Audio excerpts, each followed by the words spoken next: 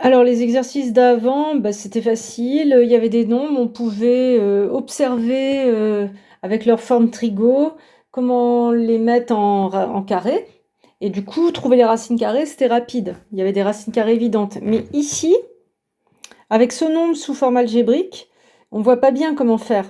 Si je fais un petit calcul de tête, le module, c'est racine de 4 plus 9, racine de 13. Le cosinus, c'est 2 sur racine de 13, le sin, moins 3 sur racine de 13. À votre niveau, vous ne savez pas formuler θ qui correspond à ça.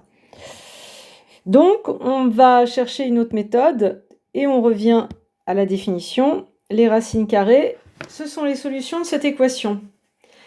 Et donc, pour rendre un peu jolie cette équation, pour avancer, eh bien, une autre idée, puisque lui, je ne sais pas le mettre en carré, que je ne sais pas mettre une forme trigo simple, eh bien, lui, il est en forme algébrique, j'ai qu'à mettre ça en forme algébrique, et ça va donner une sorte d'équilibre, algébrique égale algébrique. C'est joli, donc l'instinct va nous pousser à faire ça.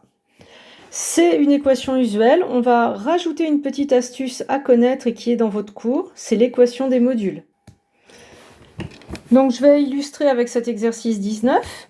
Donc là, pour avancer, je vais poser x, c'est la partie réelle de z, y égale partie imaginaire de z. Et donc c'est parti pour reformuler E de façon équivalente en x plus y carré égale 2 moins 3i.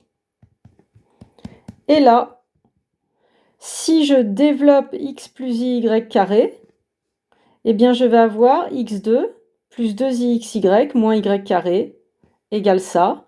Et ça va me donner une équation algébrique égale algébrique. Je vais pouvoir en faire quelque chose. Mais en fait, l'astuce, c'est aussi d'ajouter, de faire plutôt un système. Et d'ajouter ici que si z carré égale 2 moins 3i, c'est que le module de z carré est aussi égal au module de 2 moins 3i. Mais le module de z carré, c'est module de z au carré. Du coup, si z il est écrit en x plus y, module de z au carré, ça fait racine de x2 plus y2, comme ça, au carré, et ça fait x2 plus y2, ici. Et là, le module de 2 moins 3i, j'utilise ma formule, c'est racine carrée de 4 plus 9, donc cette fameuse racine de 13. Ça, c'est ce qu'on appelle l'équation des modules, que j'ajoute et qui est pratique pour résoudre. Donc en fait, quand j'ai E sous les yeux, c'est assez facile d'ajouter cette équation rouge et de la penser dans sa tête. Et maintenant, je développe ici le système x2 moins y2 plus 2i xy égale 2 moins 3i. Je mets mon équation des modules, racine de 13. Et là, je vais passer en système tout réel. Ici, en fait, il suffit que j'observe qu'on a la partie réelle égale à ça et la partie imaginaire de xy égale à moins 3. Et ça va me donner un système tout réel, x2 moins y2 égale 2, 2xy égale moins 3, x2 plus y2 égale racine de 13. Et quand on a compris ça, comme c'est une équation usuelle et qu'on le fait souvent, eh bien, en général, on va passer immédiatement de là à là. Et ce sera très rapide. Parce qu'en fait, on a compris d'où venaient toutes ces équations, et donc on écrit ça. Je ne vous les enlève pas, pour que vous ayez le détail et que vous puissiez comprendre comment on a produit ça. Et donc après, on résout en combinant.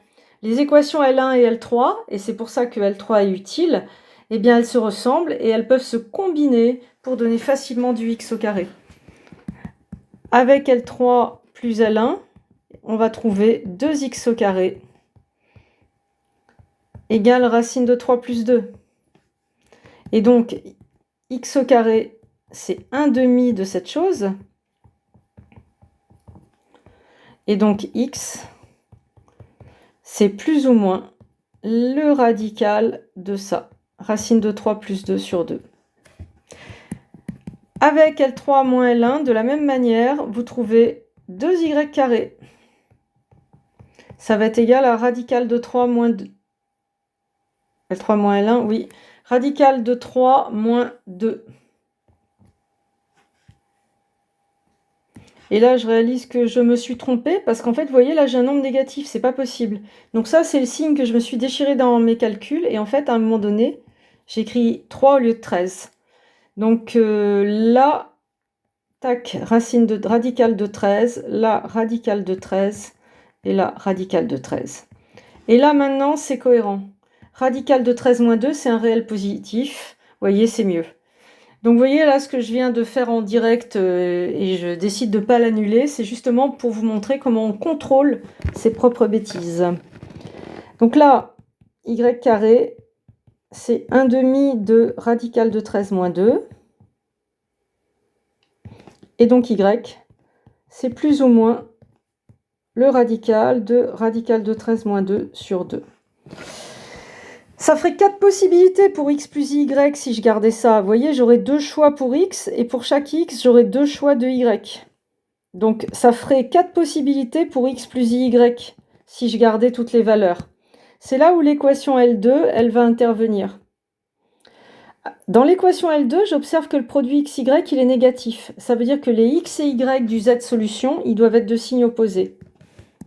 Donc avec L2, j'observe x et y de signes opposés, car xy inférieur à 0.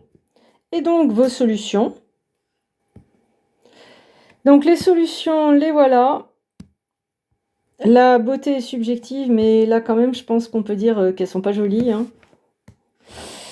Là, j'ai choisi le x positif, et du coup, j'ai mis le y négatif pour avoir x et y de signes opposés, par observation de la ligne L2. Ça me donne ce nombre complexe et son opposé, moins plus.